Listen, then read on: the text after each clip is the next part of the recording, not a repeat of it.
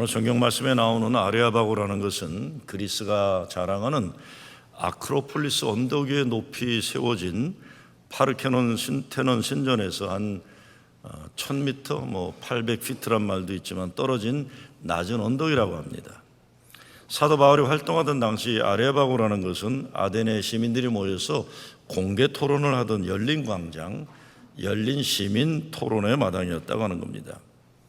그 당시 그리스 사람들, 특별히 아테네 사람들은 지식에 대한 관심이 많아, 새로운 지식에 대해서 여러 다른 생각을 가진 사람들이 모여서 토론을 하면서 지식의 세계를 넓혀가는 전통이 있었던 겁니다. 60년대, 70년대, 80년대까지만 해도 보면 지금도 그런 거 있지만 치열하게 대학 캠퍼스에서 토론회 장들이 많아서 대표적인 게 최고 진보의 자리가 맨하탄에 있는 콜롬비아 대학이 그게 제일 강한 것이었습니다. 그리고 서부에는 버클리 대학 이런 데서 학생들이 모여서 시국에 대해서 전쟁 문제에 대해서 토론하고 하는 자리들이 있었습니다. 아레아바고가 그런 것입니다. 근데 사도 바울이 거기에서 십자가와 부활의 도를 전하는데 지성과 철학의 광장에서 헛소리를 한다고 조롱당하고 끌려가는 겁니다. 나중엔 고린도 교회에서는 이런 문제로 법정에 가기도 하는 거예요. 그렇지만 32절에 보면 조롱하는 사람도 있었지만 이것이 새로운 가르침이라 여겨 죽은 사람이 살아난다는 이야기와 그 죽었다 살아난 사람이 인류 구원의 구원자 그리스도라는 이 새로운 종교에 대해 설명해보라고 하는 사람도 있었던 겁니다. 그에 대한 사도 바울의 이야기가 오늘 본문의 말씀입니다. 그리스 아테네 시민들에게 있어 대표적인 자랑은 아크로폴리스 언덕 위에 위용을 자랑하던 파르테논 신전일 겁니다. 지금도 수많은 관광객들이 간다고 합니다. 중국에는 만리장성이 있다고 그러고 에집트에는 피라미드가 있다고 그러고 뉴욕에는 맨하탄에 있다고 그러고 관광명소예요. 그리스라는 나라는 지난 2000여 년 세월 오늘까지 옛날 조상들이 건축한 그 신전들 때문에 큰 관광 수입을 벌여들이고 있는 거예요. 그러니까 건축물로서 인류의 문화재 가치는 아크로폴리스 언덕 위에 세워진 파르테논 신전이 엄청 대단할 겁니다. 그렇지만 사도 바울이 이상한 헛소리를 말하는 인간으로 조롱당하며 외친 오늘 설교의 자리 아레아바고는 아크로폴리스와 비교하기 아주 초라한 자리입니다. 그러나 아레아바고는 인류가 살아날 생명의 진리가 외쳐진 자리예요. 저는 안 가봐서 모르지만 지금도 아레아바고에는 사도의 문화재 당국이 세워놓은 안내문이 있는데 사도행전 17장에 나오는 사도 바울이 하나님이 어떤 분인지 외친 그 자리가 바로 이 자리라고 하는 안내판이 있는데 문제는 사람들 안 다니는 곳에 관광객들이 사진 찍는 들이 거의 없다고 하는 겁니다. 보잘것없이 보이는 그 땅 아레아바고에서 바울이 외친 복음의 내용이 뭡니까? 첫째, 하나님은 사람의 손으로 만든 건물 안에 구속되는 분이 아니라 그랬어요. 24절에 보게 되면 우주와 그 가운데 있는 만유를 지으신 신께서는 천지의 주제시니 손으로 지은 전에 계시지 아니하시고 이렇게 되어 있어요. 대단한 선언입니다. 지금 아테네 시민들은 자기들 머리로 계획하고 손으로 건축한 그 파르테논 신전이 세상에서 가장 위대한 건축물이고 그 안에 천하의 신들이 다 존재한다고 굳게 묻고 있는데 이 정신 나간 사도 바울이라는 인간이 하나님은 거기에 안 계신다고 선언한 거예요. 그러면 어디 계시냐? 하나님은 천지의 주제다. 그러니까 천지를 창조하시고 주관하신 역사의 하나님이시다. 그런 하나님을 사람들이 만든 신전에 가두어 놓을 수 있다고 생각하지 말라는 선언입니다. 하나님은 사람의 속에 갇히는 분이 아니라는 겁니다. 당시 아테네 시민들 자체가 수준 높은 지식인들이 많았지만 특별히 아레아바고 광장에 모여있는 사람들은 그 가운데서 새로운 지식에 관심이 많고 오늘 본문에 나오는 것처럼 에피쿠로스와 스토아 철학파들과 같은 수준 높은 진리를 추구하는 지식인들, 그런 사람들입니다. 그러니까 사도 바울의 말을 듣고 이게 헛소리 하는 인간이라 잡아가야 되는 거예요. 근데 조롱하는 사람도 있었지만 저거 혹시 새로운 철학이 아닌가 궁금해서 또 더 얘기해 보라는 거예요. 도대체 파르테논 신전과 같은 천하 위대한 건물 속에 신이 존재하지 않으면 신이 어디에 과연 존재할 수 있다는 말인가 묻고 있는 거예요. 뭔 소리야? 저런 데 계셔야지 하나님은. 그렇죠? 저런 데 신이 존재하지 않으면 어디 있는 거냐? 어쩌면 예수 이전의 신에 대한 이해는 사람의 상상력으로 만들어진 어떤 슈퍼파워나 초월적인 존재이거나 추상적인 관념의 세계에서 세상 돌아가는 이치의 원리였는지 몰라요. 그래서 원시 종교는 우상 숭배가 되는 것이지만 논리적이고 철학적인 동네에서는 사상과 이념을 논하는 관념이나 원리를 생각해낼 수 있는 겁니다. 그런데 사도 바울은 우주 만물의 창조주신 하나님의 인격체이시고 무엇보다 예수 그리스도라는 인간을 통해 이 땅에 오셔서 십자가의 죽으심으로 인류를 구원한다고 외치고 있는 거예요. 그 하나님은 사람의 생각에 갇혀 계시지도 않고 손으로 만들어진 그 어떤 건물에도 구속되지 않는다고 선포하는 겁니다. 오늘 우리는 파르테논 신전이 우뚝 서 있는 아크로폴리스 언덕과 사도 바울이 서 있는 아레오바고 언덕의 차이를 깊이 생각해 볼 수 있어야 합니다. 아크로폴리스는 사람들이 만들어 놓고 와, 우리가 대단하다, 최고의 작품이에요. 자, 우리나라의 자랑이다, 우리 민족의 위대함이다. 근데 아레오바고는 그런 것이 없어요. 거기에 세워진 아무것도 없어요. 사람들이 모아지면 만남의 장소가 되고 토론이 시작되면 공회당이 되는 것이고, 그렇게 열띠게 말하던 사람들이 집으로 가고 나오면 아무것도 없는 빈 땅이 되고 마는 것입니다. 그러나 여기에 바울은 살아계신 하나님을 선포하는 겁니다. 여기에서 사람의 손으로 만든 건물 속에 갇혀 있을 수 없는 사람의 눈을 만족시키는 위대함이 아니라 죽을 수밖에 없는 죄 많은 인간들이 영원히 사는 생명의 길로 살게 한 생명 복음의 진리가 선포된 자리가 그 자리인 겁니다.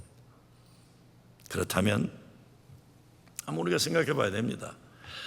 아무것도 없는 그 땅이 아크로폴리스 언덕이 우뚝 서 있는 파르테논 신전보다 어떻게 위대할 수 있는 겁니까? 왜 위대할 수가 있어요? 제가 생각해 보니까 아마 여러분도 동의하실 거라고 봐요. 제가 생각해 보니까 그 땅에 서 있는 사람들 때문에 위대한 겁니다. 그 한 사람 하나님이 만드셨고 사랑하셔서 죽을 수밖에 없는 죄인들이지만 십자가 예수 그리스도 죽으심으로 살리신 천하만물보다 귀한 하나님의 자녀들이 거기에 있는 거예요. 여러분 한번 생각해 보세요. 뉴욕의 엠파이어 스테이트 빌딩이나 월드 트레이드 센터 아무리 좋다고 여러분 사랑하는 아들의 생명과 바꾸시겠어요? 워싱턴의 펜타곤 빌딩이 천하무적 난공불락이라고 여러분의 딸의 생명과 바꾸시겠어요? 아무리 수백만 불 수천만 불 넘는 여러분 동네 최고 좋은 집이 좋다고 해서 여러분 남편이나 아내와 바꾸시겠어요? 이 질문에 대해서는 제가 자신이 없어요. 저 눈 감고 내 하라 그러면 다들 손 사람들 계실 거예요. 하나님은 사람이 만든 거 어느 것들이 대단해도 하나님이 직접 만드신 하나님의 자녀들보다 귀하게 여기시거나 위대하게 여기지 않으신다는 거예요.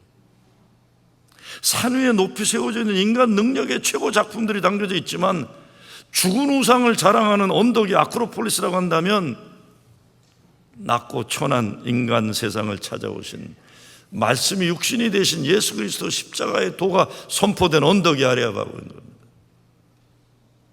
아크로폴리스 신전과 아레아바고 광장을 생각해 볼 때 세상이 자랑하는 건물들, 권력들, 여기에 하나님이 계시지 않고 예수가 그리스도이심이 신앙이 고백이 있는 사람들이 모여있는 거기에 하나님이 계신다는 겁니다. 오늘날 교회가 회복해야 하는 것이 아크로폴리스 언덕에 높이 세워진 건물이 아니라 아레아바고 언덕에 있는 사람들과 그들의 소리에 관심 가지시는 것이어야 되는 거예요. 여기 아레아바고에서 바울이 외쳤고 예수님은 팔레스타인 땅 갈릴리 땅바닥에 발을 디디고 다니시면서 하나님 나라를 선포하셨어요. 공중에 붕 떠갖고 있는 게 아니에요. 종교가 타락하기 시작하는 길은 아크로폴리스 언덕과 같은 높은 곳만 바라보다가 땅에 발을 디디고 살아가는 사람들의 소리에 무관심하게 될 때부터입니다. 예수님의 사람들이 배고파하고 아파하고 슬퍼하고 고생하고 고난당하는 삶의 현장에서 하나님 나라의 복음을 외치고 그 땅의 사람들과 함께 먹고 마시고 아픈 사람들 고쳐주고 사탄마귀의 영을 몰아내셨다는 것 잊어버리면 교회는 교회 되기를 포기하는 겁니다. 그런데 바울이 아데네 사람들이 종교심이 많아서 알지 못한 신에 대한 관심이 많았다. 그렇지만 살아계신 하나님에 대해 무관심한 것, 이것은 비판하고 있어요.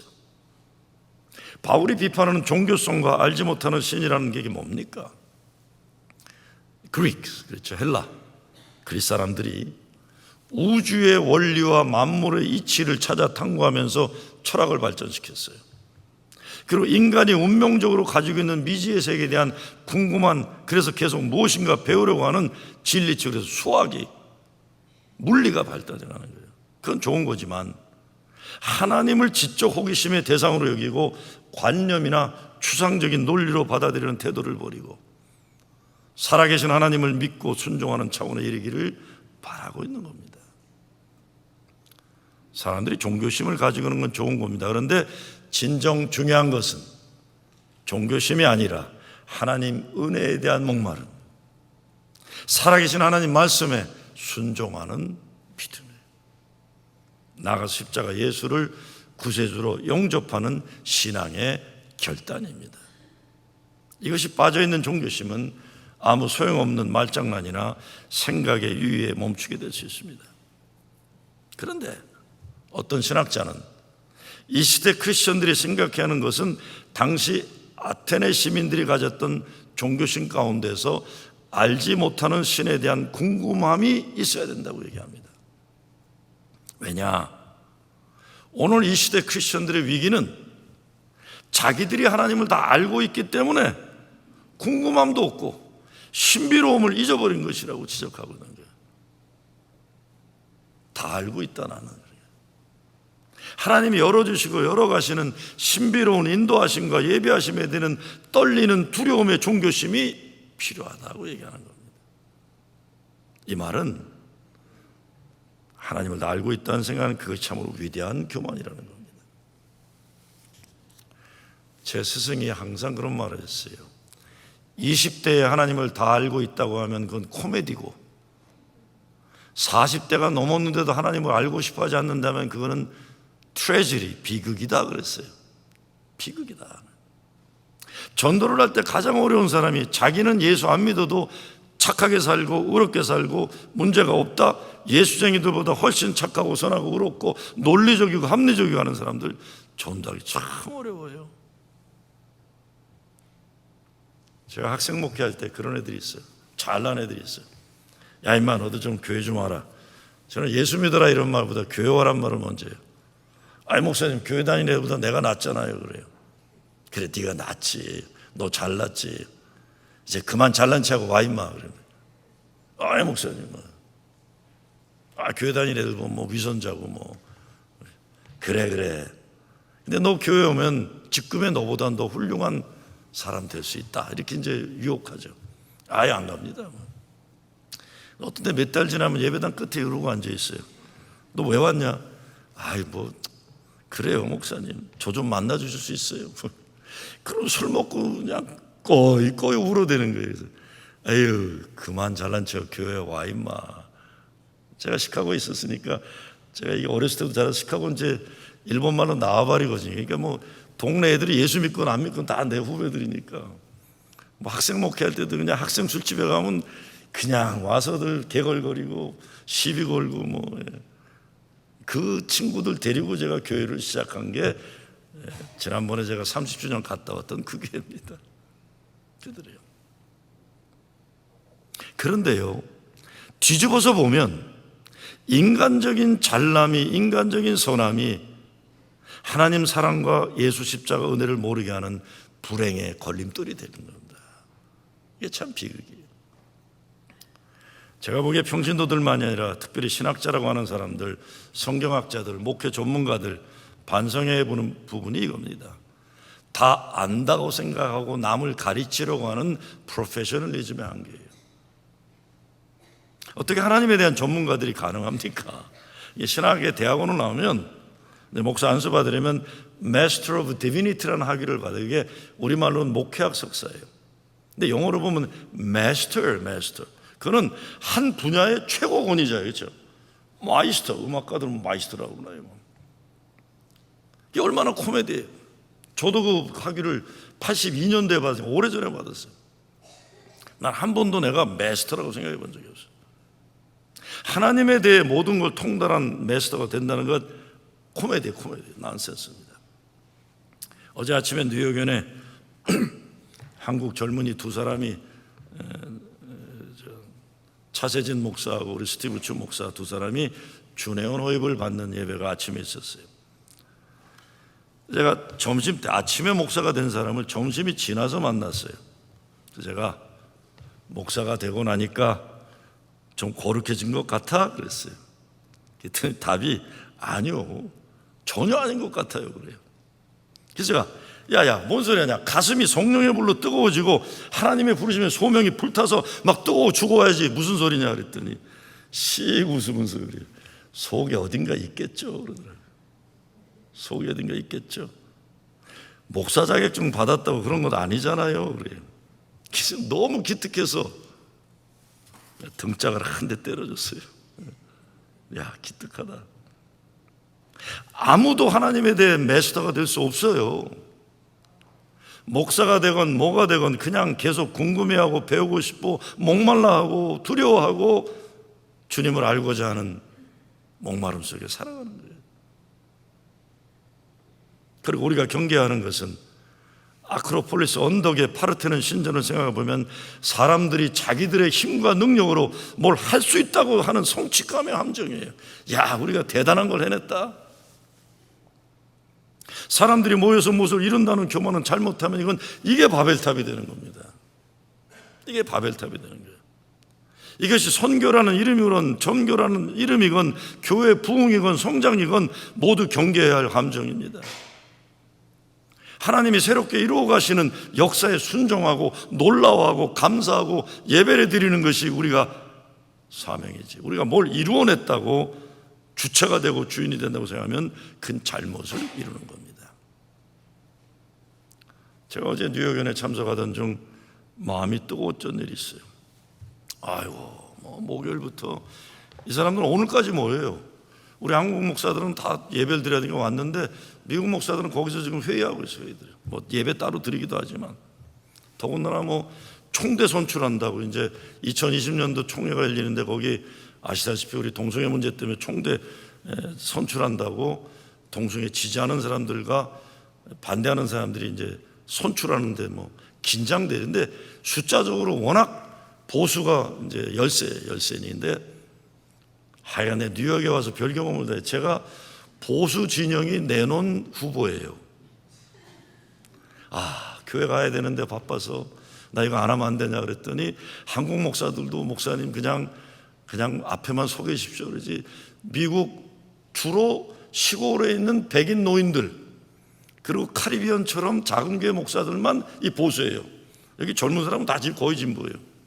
한국 교회가 이제 보수고, 이 딱한 이 미국 시골 교회 생전 보지 못한 백인 할아버지 목사들이 내가 그랬어요. Don't you have any other candidates? 그러니까 No, you are the only one. 그래서 내가 언제부터 이 보수에 지금 이게 됐나 그런데 아주 짜증나고 정신도 없고 자리를 뜰 수 없으니까 말이에요. 이렇게 앉아있는데 김준우 목사가 누가 그러더라고요. 목사님, 어느 목사님 미국 사람이 만나고 싶어 한다. 야야야, 지금 누구 만날 때가 아니다. 금요일 날 그랬는데 어제 앉아있는데 어떤 사람이 와서 날 툭툭 쳐요. 이게 보니까 처음 보는 사람이에요. 근데 뭐라고 하는데 영어가 서툴고 또 나는 보청기가 있어 가까이 가면 더 안 들립니다. 그래서 좀 짜증나지만 나갔어요. 그랬더니 갑자기 두 손을 이 사람이 이렇게 모으더니 패스터 목사님, 내가 지금 뉴욕에 있는 히스패닉 교회가 15개 있는데 거기 회장이라는 거예요. 스페니시 목사들이. 그러냐고 그랬더니 영어가 짧은 분이 이렇게 얘기했어요. Our churches are dying 그래요. 우리 교회들이 죽고 있다. Your church is growing. 니네 교회는 살아있다. Teach us how to save the church 그래요. 아니 지금 막 시대를 바꾸는 총대 선출인데 막 바빠 죽겠는데 이 조그만 교회 목사들이. 근데 그 목소리와 눈빛이요. 제가 눈물이 핑 돌더라고요. 아니 어떻게 이렇게 간절할까? 근데 오늘 토요일 날 와요, 이 사람들. 한 15명 온다 그래. Our churches are dying. Teach us how to save the church. 교회가 죽는다는 거예요. 어떻게 살리는지 가르쳐 달라는 거예요. 내가 속으로 그걸 내가 어떻게 알아? 그러고 싶은데 일단 와서 얘기해 보자 그래서. 그러고 자리에 와서 앉아 있는데 막 지금 난리가 나. 이게 막 정신없죠. 근데 마음이 짠해지는 거예요. 용서하세요. 어쩌면 프로징 제일교회를 이 시대에 이렇게 여기에 남겨두심은 이 어려운 세상, 교회가 생존하기 어려운 교회들을, 특히 히스패닉이나 이런 사람들은요, 총회 때 발언도 못해요. 영어도 짧지만 정치력이 없으니까 발언도 못해요. 진짜 소외된 사람들이 그 사람들이. 어쩌면 우리 교회 사명은 이 시대 저런 일을 하도록 하나님이 남겨두시지 않았을까 하는 생각을 합니다. 이번 토요일 날 이제 10명 오고 그러는데 점심 대접하시고 싶은 분 계시면 마다하지는 않겠습니다. 네. 아레아바고 신앙 고백은 언덕 높은 곳에 서 있는 사람이 만든 건물이나 인간의 권세와 권력을 바라보는 것이 아니라 언덕 낮은 곳에서 살아계신 하나님을 만나고 계속해서 그 하나님이 열어가신 새 역사에 대해 궁금해하고 신비하고 감사하고 기뻐하고 순종하는 믿음을 제시하는 거예요. 땅으로 내려오고 또 내려오는 거예요. 그래서 이것은 매일매일 일상적인 삶 속에서 하나님을 만나는 것, 그 살아계신 하나님이 우리 어린아이들의 눈에 담겨 있고 아픈 이들의 눈물 속에 담겨 있고 예수님 없이는 살 수 없는 가난한 심령을 가진 사람들의 가슴 속에 담겨져 있는 것을 보는 것, 사랑하고 또 사랑하면서 살아가는 것입니다. 이런 이유에서 저는 교회 건축을 2번 했지만 예배당 건축이라고 했지 성전 건축이라는 말은 쓰지 않아요. 성전 건축으로 성전을 지우고 예배당으로 쓰라고 부목들한테 얘기해요. 이유는 성전이라 그러면 하나님이 거기에 계시다는 전제예요. 하나님은 우리 예배당에도 계시지만 여러분의 집에도 계시고 일터에도 계시고 학교에도 계시고, 예배당이라고 부르는 이유는 여기에서 우리가 모여서 예배드리는 장소인데 건물에 하나님이 계신 것이 아니라 예배드리는 그 자리에 하나님이 함께 하시기 때문입니다. 아무리 교회 건물이 좋아도 예배가 없으면 하나님이 임재한다고 말할 수 없는 거죠. 예수님 사마리아인에게 뭐라고 하십니까? 이 산에도 말고 예루살렘에도 말고 너희가 아버지께 예배할 때가 이르리라. 하나님은 영이시니 예배하는 자가 신령과 진정으로 예배할지니라요. 그러면 사람의 손으로 만들어지지 않은 것이 뭐겠습니까? 저는 이게 중요하다고 봐요. 사람의 손으로 만들어지지 않은 것은 뭘까요? 저와 여러분이에요. 그렇죠? 저와 여러분이에요. 사람이 만들 수 없고 하나님이 만드신 존재가 바로 여러분과 저예요. 하나님의 자녀들. 물론 저도 그렇고 여러분도 엄마 아빠가 만들었죠. 물론 실수로 만들었건 기도하다 만들었건 엄마 아빠가 만든 거예요. 그렇죠? 노력해서 됐건 노력 안 해도 되건 하여간. 그러나 진정 살아있는 사람이 되기 위해서는 하나님의 생기가 우리 속에 들어야만 되는 거예요. 그러니까 우리 속에는 하나님의 콧기운이, 성령의 바람이 들어있는 겁니다. 그러니 진정 하나님은 예배당 안에 계신 것이 아니라 예배 드리는 하나님의 사람들 가운데, 그래서 여러분이 성전인 거예요. 그렇죠? 여러분이 성전, 예배 가운데 계십니다. 제가 이렇게 말씀드리는 건 그러면 이런 건물로 예배당은 중요하지 않다? 그런 거 아니죠. 예배당이요, 예배 드리는 사람들이 신령과 진정으로 기도하면서 헌신하면서 눈물과 땀으로 무릎으로 건축한 게 예배당이에요. 그러니 모든 교회 건물은 정말 아름답고 거룩하게 사람들 최고 최선을 하나님께 드려지는 건물이 되어요. 구약에서 그래서 선지자들이 그러잖아요. 자기 집은 잘 챙기면서 하나님의 집에 대해 소홀히 하는 자들 벌 받는다고 하잖아요.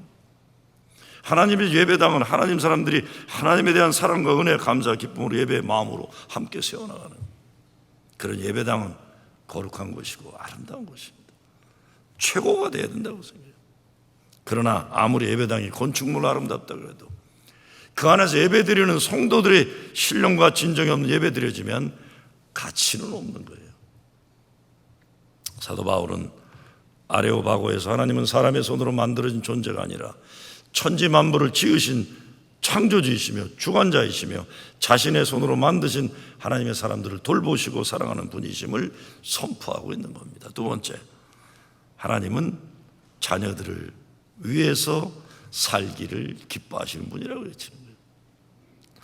25절입니다. 또 무엇이 부족한 것처럼 사람의 손으로 섬김을 받으시는 것이 아니니 이는 만민에게 생명과 호흡과 만물을 친히 주시는 자이십니다. 주시는 분이다. 근데 아크로폴리스는, 파르테논 신전은 어떤 존재입니까? 인간이 뇌물을 바치면 그것에 따라 주고받는 그런 우상이에요. 아니면 자기 마음대로 인간을 자기 만족의 도구로 삼는 악한 존재일 수 있어요. 못된 신일 수 있어요. 근데 바울은 아레아바고에서 하나님은 그런 분이 아니다. 하나님은 아버지다. 하나님은 자기를 주어서 자녀를 살리는 분이다. 여러분, 자녀에게서 제가 아버지인데요, 저는 우리 애들을 키워서 노후 대책하려고 한 생각을 한 번도 없어요. 그렇죠? 나는 나보다 우리 애들이 잘 되길 바라지 그 아이들이 나를 해먹여 주길 바라는 건 사실 별로 없어요. 제가 이제 아버지 날이 오니까 애들한테 카톡은 보냈어요. 아버지 날 내가 원하는 건 이거다. 그래서 아빠가 뭐 원하는데, 그래서 나는 아빠는 늘 원하던 게 있는데 이제는 그런 취미로 생활을 하고 싶다. 뭔지 아세요? 여기 존스비치 있잖아요. 내가 지금 꿈이 존스의 비치 가서 수영복 입고 모자 쓰고 금속 탐지기 가지고 왔다 갔다 하는 게요. 이 모래 속에 있는 그 반지 떨어진 거 줍는 게 네 꿈이에요 지금. 그래서 그때 우리 딸이 됐어 이지 그러더라고요. 근데 다음 주부터는 존스비치 오시면 제가 이거 들고 왔다 갔다 떨어진 반지 찾느라고요. 저는 여러분도 그렇잖아요. 하나님이 그런 분이세요. 내가 하나님을 위해서 뭘 할까? 그런 쓸데없는 걱정하지 마세요. 하나님 오늘 잠은 주무시고 계실까? 쓸데없는 걱정하지 마세요. 내가 아니면 하나님을 누가 지켜드릴까? 헛소리하지 마세요. 하나님은 이제 그분이 너무 늙으시진 않았을까? 걱정하지 마세요. 하나님은 여러분을 걱정하는 분.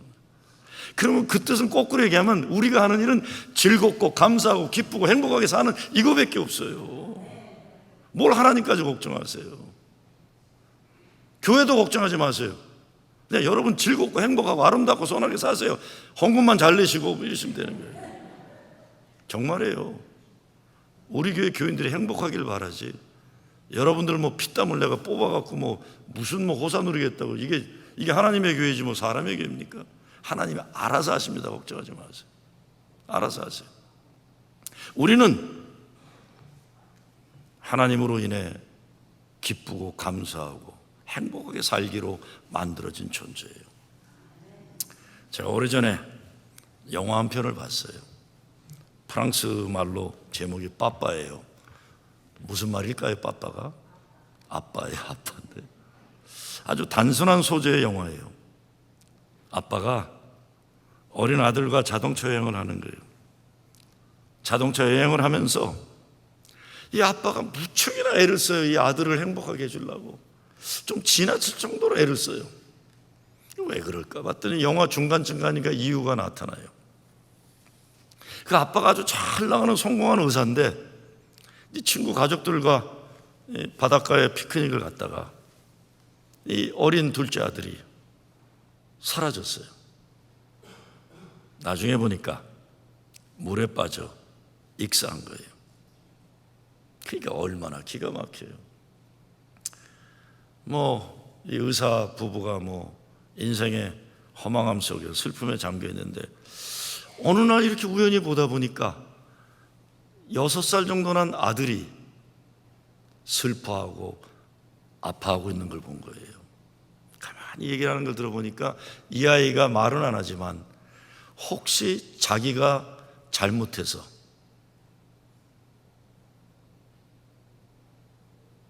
동생이 죽은 게 아닌가, 이 어린애가 죄의식에 아파하고 있는 거예요. 깜짝 놀랐어요. 이게 뭐야? 그 아버지가 아들을 데리고 여행을 가는 거예요. 그러면서 이 아이를 행복하게 해주려고. 그런데 마지막 장면에 이 어린 아들이 아빠에게 이런 말을 합니다. 아빠, 내가 스토리 하나 해줄까? 그런 거예요. 내가 이야기 하나 해줄까? 옛날에 어린 소년이 살았는데 그 소년은 항상 자기가 뭘 잘못했어. 동생이 죽었다고 생각했어요. 그래서 늘 마음이 아팠는데 아빠에게 아빠, 내가 잘못해서 동생이 죽었어? 하고 물어봤더니 아빠가 아니야, 내 잘못이 아니다, 아무의 잘못도 아니다라고 말했어요. 그래서 그 어린 소녀는 아빠의 말을 듣고 그 다음부터 행복하게 살았어요. 그게 아빠한테 아들이 들려준 이야기예요. 그 영화의 마지막 장면은 어린 아들의 마음의 상처가 치유된 것을 감사하면서 아들 모르게 아들이 자는 동안 눈물을 흘리면서 운전을 하고 가는 아빠의 얼굴이 마지막 장면입니다. 하나님은 그런 아버지와 같은 분이라고 사도 바울은 아데네 시민들에게 설교를 한 것입니다. 마지막으로 하나님은 모든 것의 주인이시며 주관자시라고 26절에서 설교하고 있어요. 땅의 주인이다 그래서 다. 여러분, 지금 미국의 현실을 보면 아리조나인가 어디에서 국경을 넘어오는 멕시코 사람들, 그 사람들 도와줬다고 그 사람이 한 일은 물을 줬대. 곳곳에 물을 놔뒀는데 그것 때문에 20년 형을 받아야 될지 모르는 사람의 이야기가 나오고 있어요. 오늘 26절 말씀은 땅은 어느 개인도 국가도 절대적 주권을 주장할 수 없다.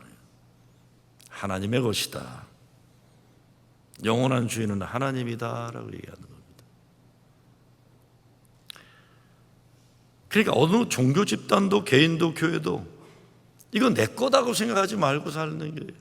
이건 하나님의 것이다. 하나님의 일을 위해 쓰임받기 위해 존재하는 것이다. 분명히 밝히고 있는 겁니다. 27절에 가면 하나님을 더듬어서라도 찾기를 바라기도 하시고 각 사람들에게서 멀리 계시지 않고 가깝게 계신 하나님을 제시합니다.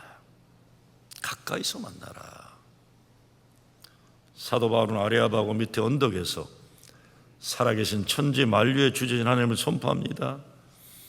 아무리 보잘것없어도 예수 믿는 사람들은 역사의 주인과 주관자가 하나님이시라는 믿음 가지고 오늘도 내일도 여기에서 저기에서 예수 그리스도의 사랑을 나누고 정의를 실천하고 겸손히 하나님과 동행하는 믿음의 삶을 최선을 다해 살아갈 뿐이에요.